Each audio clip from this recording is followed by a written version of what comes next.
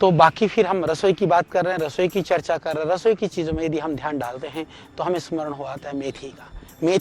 मेथी जो है थोड़ी सी कड़वी पर बहुत ही गुणकारी।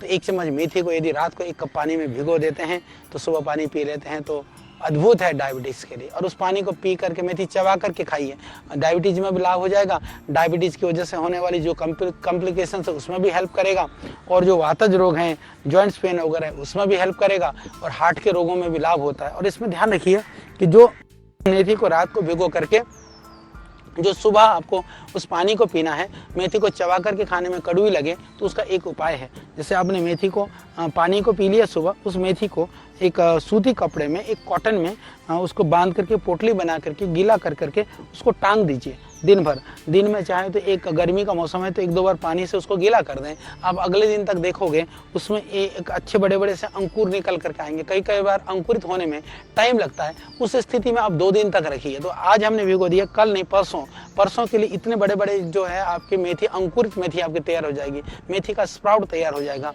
तो इस तरह से फिर आपका एक रोटेशन में वो चीज़ बनने लगेगी। तो पानी डेली पीजिए, उसको अंकुरित कर करके, फिर आज की पोटली परसों, कल की पोटली परसों, फिर वो रूटीन में आपको हर रोज मिलने शुरू हो जाएगी। तो मेथी कड़वी नहीं लगती है।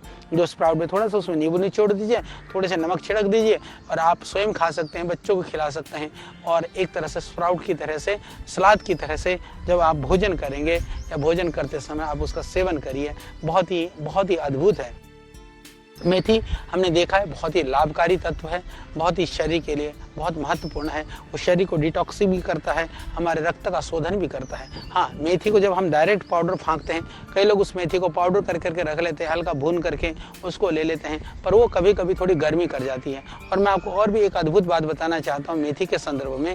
जो लोग कॉफ़ी नहीं पीना चाहते हैं, कॉफ़ी का स्वाद चाहते हैं, तो मेथी को हल्का भून लीजिए, भून करके फिर उसके बाद उसको पाउडर कर लीजिए। फिर आप देखिए, आप उसको जो है ना कॉफ़ी के पाउडर के भूनने के बाद में, जैसे कॉफ़ी की तरह से आप कॉफ़ी बनाते हैं उसी तरह से उसको खूब फेंटिए थोड़ा सा दूध में, फिर उसको आप तड़ा लें, फिर आप देखें तो कॉफ़ी तैयार है। ये मेथी की कॉफ़ी किसी को पता भी नहीं चलेगा। तो थोड़ी थोड़ी कॉफ़ी की स्वाद भी, थोड़ी सी कड़वाहट भी और लाभकारी भी, जो कैफीन है, जो कॉफ़ी का दोष है, उससे भी आप बचेंगे। तो इस तरह से हम अपने देसी द्रव्यों को, हमारी प्राकृतिक चीज़ों को भी कई तरह से हम प्रयोग कर सकते हैं।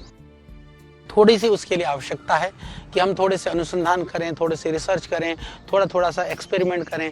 जब हम दुनिया में विविध तरह के रिसर्च करते हैं, अनुसंधान करते हैं, एक्सपेरिमेंट करते हैं, तो अपने रसोई घर में एक्सपेरिमेंट करें। पर दुर्भाग्य से हम रसोई घर की एक्सपेरिमेंट की बात करते हैं तो हम तलने भुनने में एक्सपेरिमेंट करते हैं। हम ज़्यादा से ज़्यादा तली हुई चीज़ें कैसे बना सकते हैं, भुनी हुई चीज़ें कैसे बना सकते हैं, आप इंटरनेट पर देखते हैं, आप जो अलग अलग सोशल मीडिया में देखते हैं, तो ऐसे ऐसे रेसिपी और ऐसे ऐसे खाना भोजन बनाने की विधाएँ मिलती हैं, वो हेल्दी फूड, यानी कि अब डायरेक्ट उसको कैसे हम लोग ले सकते हैं, इस पर आप ध्यान दीजिए। हालांकि इस तरह की चीज़ों में भी अभी लोगों की रुचि बनी है और लोग बताते भी हैं, ऐसे लोगों को, ऐसी चीज़ों को करते भी हैं। पर ये आप थोड़ा सा इस विधा को आप भी तो बढ़ा सकते हैं। हमने आप तक पहुंचाया, आप दुनिया को पहुंचाइए। हमने 2 बातें बताई, 4 बातें आप और कहीं से सीख करके बताइए।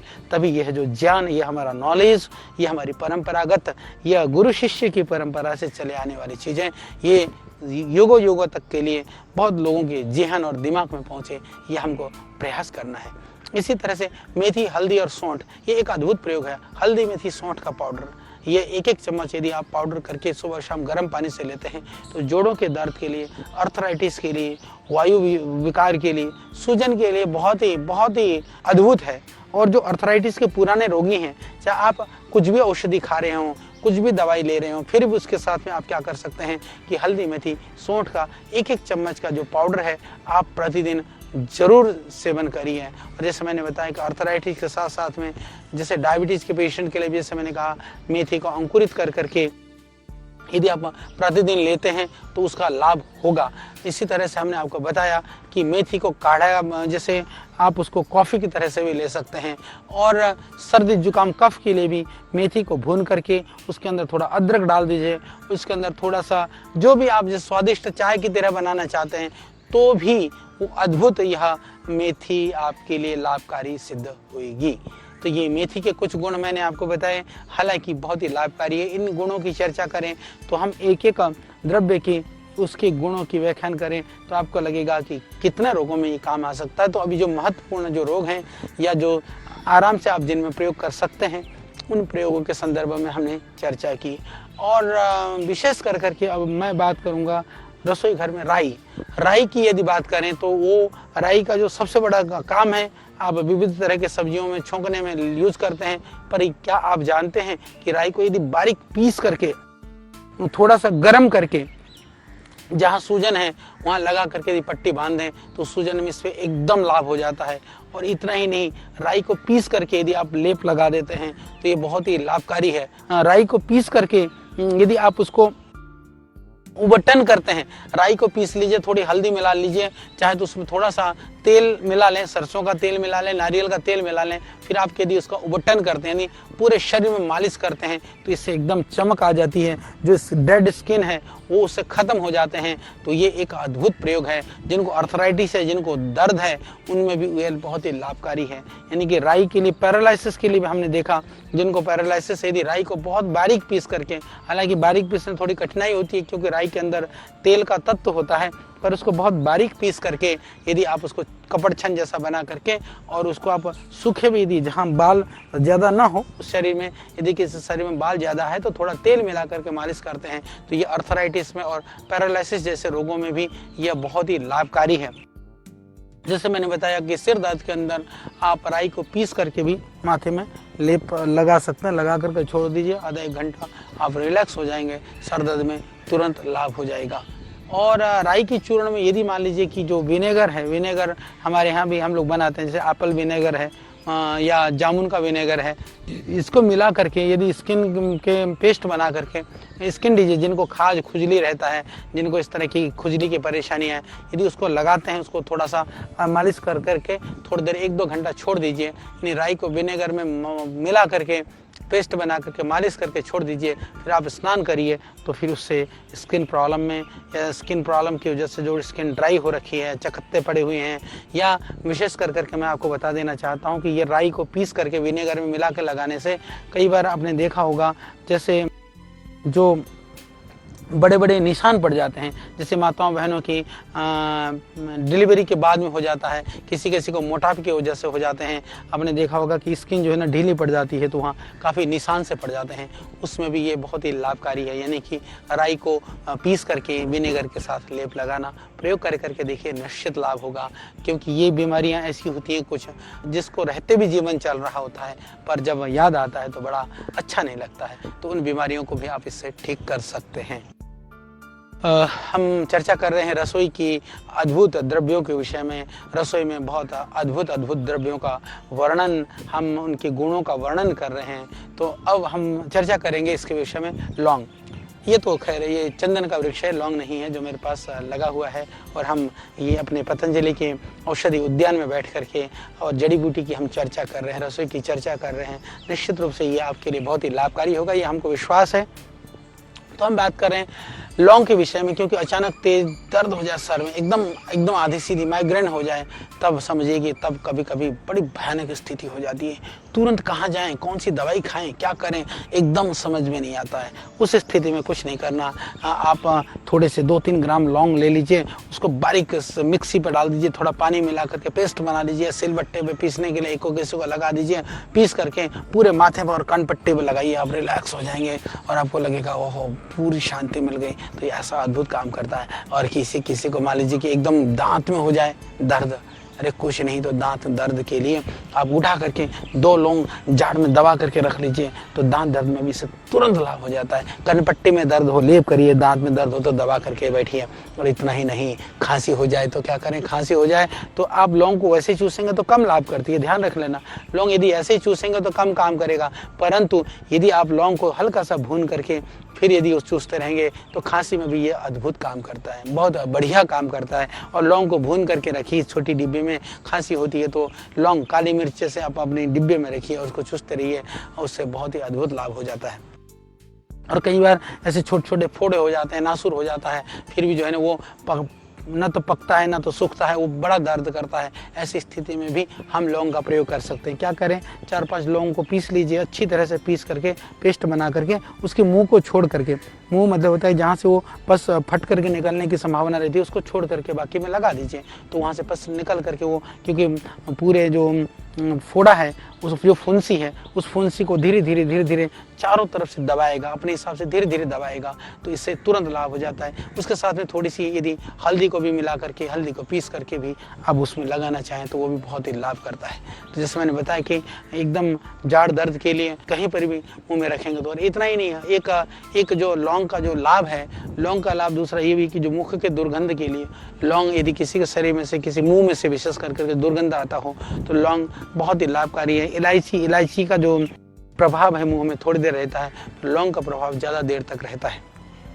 तो लौंग मुख के सुगंध के लिए, यानी मुख दुर्गंध के दूर करने के लिए भी आप प्रयोग कर सकते हैं।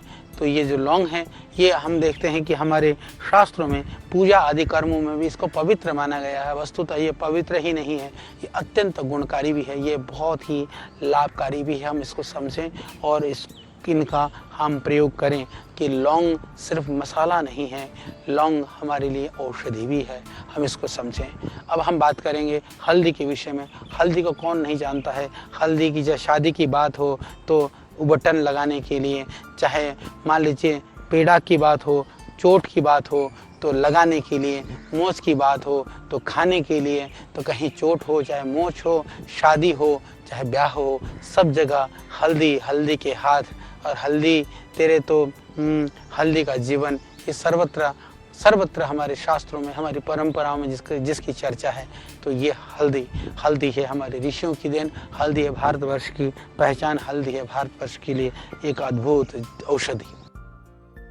और हल्दी एक ऐसा एक जो हम प्रतिदिन सेवन करते हैं और जिसके अंदर नेचुरल स्टेरॉइड है, तो वो हल्दी ही एक ऐसा द्रव्य है जो स्टेरॉइड है, पर हम प्रतिदिन जो करकुमिन है, जो कैंसर जैसे रोगों के लिए बहुत ही रामबाण है, लाभकारी है, वो भी हम हल्दी लेते हैं। मैं ऐसा समझता हूँ यदि हिंदुस्तान से हल्दी का प्रयोग बंद हो जाए, हम सब लोग सब्जी में हल्दी डालने बंद कर दें, दैनंदिन जीवन से हल्दी बाहर निकल जाए, तो न जाने यह देश और किस तरह से महामारियों और बीमारियों का घर बन जाए।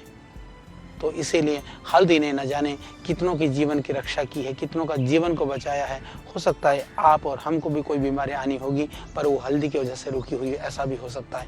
इसलिए हल्दी का कद्र करिए, हल्दी का कद्र कर करके उसका सही प्रयोग करना सीखिए। अब हम शुरू करते हैं। हम बात कर रहे थे कि जाड़ के दर्द में लौंग दबाने की बात हम कर रहे थे, तो उस लौंग के साथ साथ मैं आपको बताना चाहता हूँ कि हल्दी, नमक और उसमें सरसों का तेल, हल्दी, नमक, सरसों का तेल मिला करके यदि आप उंगली के साथ में, जैसे तीनों चीज़ को मिला लिया, पेस्ट बना लिया, उंगली के साथ में धीरे धीरे आप मसूड़ों में गम से मालिश करिए, अपने दांतों में मालिश करिए, आगे भी और पीछे, ऊपर भी, नीचे, सब पूरा अच्छी तरह से मालिश कर लीजिए। कम से कम 5 मिनट के लिए आप मालिश कर करके और थोड़ी देर उसको रोक करके रखिए। रोक करके रख करके फिर धीरे धीरे उसको आप उसको बाहर निकाल लीजिए और फिर आराम से कुल्ला कर लीजिए। तो आप देखेंगे जिनको पायरिया है, बिल्कुल मसूड़े गलने की स्थिति में है, उनको भी हमने देखा है। ये प्रयोग आप दिन में 2-3 बार कर सकते हैं। ये बहुत ही लाभकारी है दांतों के लिए, मुख के दुर्गंध के लिए। ये हल्दी का प्रयोग अद्भुत है। सुबह शाम हल्दी का आप सिंधा नमक और सरसों का तेल का पेस्ट करिए, दिन में लौंग को चूसिए, फिर देखिए आपके मुख की कांति और मुख का दुर्गंध की समाप्ति इससे जरूर समाप्ति हो जाएगी। तो हम बात कर रहे हैं हल्दी के विषय में। यदि आप हल्दी को थोड़ा सा भून करके, लगभग 1 चम्मच हल्दी को भून करके सुबह शाम ले लेते हैं, तो उससे मैंने कहा जो सितपित्त है, जो जिसमें जैसे आर्टिकेरिया जैसी जो बीमारियां हैं, उसमें भी आपको इससे लाभ हो जाता है। और 1 गिलास दूध में यदि आप हल्दी डाल करके लेते हैं, चोट हो, मोच हो, दर्द हो, जिसके भी इससे ठीक हो जाता है। सर्दी हो, जुकाम हो, बैक्टीरिया हो, वायरल हो, इतना ही नहीं, इससे बॉडी का रेजिस्टेंस पावर बढ़ता है। इसको गोल्डन मिल्क कहा जाता है। आज अमेरिका के लोग भी हल्दी डाले हुए दूध को कहते हैं गोल्डन मिल्क। अरे भाई, वो गोल्ड तो हमारे को पहले से मिला हुआ है, तो उस गोल्ड की कदर करना सीखिए। सोना सिर्फ सोना नहीं होता है, हर पीली चीज़ सोना नहीं होती, पर हल्दी जो है वो हल्दी सोने से कम भी नहीं है। तो शरीर के दर्द में, चाहे वो चोट, चाहे आजकल लॉकडाउन है, कई बार जो है कई लोगों को मरम्मत भी हुई है, तो मरम्मत हुई हो, ठुकाई हुई हो, चाहे आप ठुक गए हों, तो भी हल्दी ही आपका काम करेगा। हल्दी ही आपकी साथी है, तो हल्दी का सेवन आप ज़रूर करिए। यदि आधे चम्मच हल्दी को भून करके, जैसे मैंने कहा कि जिसका गला बैठा हुआ है, आधी चम्मच हल्दी को भून लीजिए। उस हल्दी में थोड़ा सा अदरक हो तो थोड़ा सा अदरक का रस आप मिला दो। मिला करके गला बैठे या खांसी हो तो खटाखट आप उसको जो है मिला करके चाट लीजिए तो पूरा लाभ हो जाएगा। इसी तरह से कहीं कट जाए, कहीं जल जाए, इवन इतना तक भी यदि कहीं छोटी छोटी चींटियाँ भी आ रही हों तो आप हल्दी का यदि लाइन खींच दीजिए। वो लक्ष्मण रेखा है पूरी तरह से, न चींटी मरेगी न कीटी मरेंगी, पर उससे आगे हल्दी को क्रॉस करके वो नहीं आती हैं। और यदि हल्दी को क्रॉस करके आ जाए तो समझ लेना हल्दी नकली है। तो ये बहुत ही लाभकारी है। जले में भी, फोले में भी आप लगा सकते हैं। कहीं मोच आ जाए, मोच के लिए भी हल्दी बहुत ही लाभकारी। एक मोटी रोटी को आप पकाइए, उसको पका करके उसके ऊपर थोड़ा सरसों का तेल लगाइए, हल्दी डाल दीजिए, डाल कर उसको बांध देते हैं तो मोच में बांधने से सूजन में और मोच में तुरंत लाभ हो जाता है। और चेहरे की जो झाइयाँ हैं, फुंसियाँ हैं, हल्दी चंदन नीम, हल्दी चंदन नीम प्रचार, हम हल्दी चंदन नीम हम साबुन भी बनाते हैं, उसमें डालते हैं, परंतु उसके साथ साथ में बहुत सारी चीज़ें भी उसमें पड़ी होती हैं। इसलिए चेहरे की झाइयाँ और चमक चाहिए, हल्दी चंदन और नीम, इसको नीम की पत्तियां मंगाइए, चंदन की लकड़ी मंगाइए, हल्दी की गांठ मंगा करके घिस करके चेहरे पर मलिए, फिर देखिए क्या चेहरे की सुंदरता बढ़ती है, कैसे फुंसियाँ ठीक होती हैं। एक अद्भुत प्रयोग है। अब हम कुछ रसोई की बात है तो हींग की बात कर सकते हैं। छोटे से छोटा बच्चा हो तो हींग को पीस करके नाभि में लगा देते हैं तो उससे क्या हो जाता है कि अफरा है, दर्द है, उसमें तुरंत लाभ हो जाता है। और यदि सर्दी जुकाम है तो उसको थोड़ा सा छाती में लेप कर देते हैं तो उससे लाभ हो जाता है। और भोजन के प्रारंभ में थोड़ा सा अब बात करते हैं, हींग की थोड़ी सी बात मैंने बता दी। अब मैं बात करना चाहता हूँ अदरक के विषय में, क्योंकि अदरक जो है ये एक अद्भुत रसोई का एक द्रव्य है कि शुरू के जैसे भोजन के प्रारंभ में खाने से भूख को बढ़ाता है, मध्य खाने से वो पाचन करता है, लास्ट में खाने से खाया हुआ पचाता है, ये लाभकारी है। और अदरक का रस को यदि शहद में मिला करके ले लेते हैं तो सबको पता है सर्दी जुकाम कफ खांसी वो सब ठीक हो जाता है। और हम सबको पता है कि यदि अदरक डाल करके सर्दी में काढ़ा बना कर पिया जाए तो ठंड भी दूर हो जाती है। दांत के दर्द में जैसे मैंने बताया लौंग को दबाने से लाभ होता है, ऐसे ही अदरक को दबाने से भी लाभ होता है। और खांसी में भी हमने देखा है कि अदरक को भून करके छोटे छोटे टुकड़े करके भून लीजिए, उसको चूसते रहेंगे या थोड़ा नमक डाल के चूस लीजिए तो खांसी में तुरंत लाभ हो जाता है। सौंठ का पाउडर बना करके थोड़ा सा दालचीनी मिला करके आप ले लेते हैं तो हृदय शूल या घबराहट गड़बड़ हो जाता है, इससे एंजाइना में लाभ हो जाता है, हृदय को ताकत मिलती है, इससे डाइजेशन सिस्टम में ठीक रहता है। और अदरक के रस में थोड़ा नींबू का रस मिला करके आप पी लेते हैं, थोड़ा सा उसको शरबत की तरह भी पी सकते हैं और आप उसको गर्म करके भी पी सकते हैं। खासियत ये है कि अदरक के रस में थोड़ा नींबू मिला लीजिए, थोड़ा नमक मिला लीजिए, ठंडे की तरह से भी आप ले सकते हैं, ये बहुत ही लाभकारी होता है। और नींबू शहद मिला करके यदि खाली पेट गरम पीने से मोटापा भी कम हो जाता है। अदरक जिसमें शहद नींबू की हम बात करते हैं, शहद नींबू के रस में थोड़ा आप अदरक भी मिला दीजिए तो इससे मोटापा भी कम होता है। अब रसोई में बहुत सारे द्रव्य हैं, बहुत सारी हमने चर्चाएं की हैं, फिर अगले प्रकरण में अगले बातों में बहुत सारी हम बात करेंगे। तो अभी मैं एक रसोई की बात हो रही थी, एक और अद्भुत जो द्रव्य है वो नींबू की बात हम जरूर कर लेते हैं कि नींबू के रस में शहद मिलाकर चेहरे पर लगाने से और ब्लीचिंग करने से जो है ना चेहरे की किल मुहां से भाग जाते हैं और बहुत ही अच्छा है। आप उसको कहीं पर भी शरीर पर लगा सकते हैं, चमक के लिए, चेहरे के लिए आप नींबू का प्रयोग कर सकते हैं। और नींबू का प्रयोग तो हम जानते हैं भोजन के स्वाद को बढ़ाने के लिए भी बहुत ही लाभकारी है। और जिन माताओं बहनों को ओवर ब्लीडिंग होती है, रक्तस्राव ज़्यादा होता है, तो एक टोटका का मतलब ये है कि कोई जादू टोना नहीं, टोटका का मतलब ये कि देखने में सरल है पर तुरंत लाभकारी है। यदि आपको ब्लीडिंग हो रही नहीं रुक रहा है तो एक आप आधा कप ले लीजिए, आधा कप ऐसा सिर्फ गुनगुना दूध होना चाहिए जो आप गटाक से पी सकें और वो फटने से पहले, यानी कि आधा नींबू को निचोड़ करके एक बर्तन में रख लें, उसमें डाल करके खटाक से उसको पी जाएं। तो ऐसा प्रयोग यदि दिन भर 2 बार कर लेते हैं तो सुबह खाली पेट या ऋतु काल में कभी भी कर सकते हैं। इससे आप देखेंगे रक्तस्राव में तुरंत लाभ हो जाता है। ये चमत्कारिक प्रयोग है, न जाने हमने कितनों के लिए प्रयोग कराया है।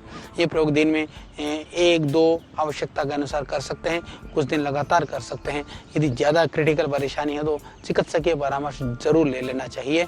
और जैसे कि हमने बताया कि लीवर के लिए भी नींबू का रस बहुत ही लाभकारी है, इसको शहद मिला करके पी सकते हैं, वैसे भी पी सकते हैं। और नींबू के रस में यदि आप थोड़ा सा उसके अंदर नींबू रस के अंदर में जो है जैसे मैंने बताया कि प्याज का रस मिला करके और पी लेते हैं, क्योंकि प्याज भी या कच्चे प्याज में काट करके नींबू डाल करके भी ले लेते हैं, नमक डाल करके भी, ये डाइजेशन को बढ़ाता है। जो सेवन करते हैं प्याज वो लोग ले सकते हैं। नींबू के रस में थोड़ा अदरक, थोड़ा नमक मिला करके भोजन के साथ लेते हैं तो इससे भूख बढ़ती है, पाचन में सुधार होता है। और चलते समय यात्रा में यदि जी में चलाता है, उल्टी सी होती है, उस समय पर ही यदि आप थोड़ा सा नमक लगा करके नींबू चूसते हैं तो लाभ होता है। तो ये हमने चर्चा की नींबू के संदर्भ में। तो अभी हमको लगता है रसोई में बहुत सारे पदार्थ हैं, बहुत सारे द्रव्य हैं जिनकी हमें चर्चा करनी है। तो उन द्रव्यों के विषय में हम फिर आपको चर्चा करेंगे, फिर हम इसके विषय में और जानकारी आपको देंगे। इस आयुर्वेद के रहस्य को आप देखते रहिए और बहुत सारी जानकारियों के साथ हम होंगे आपके बीच में। तब तक के लिए आप हमको दीजिए विदा। ओम।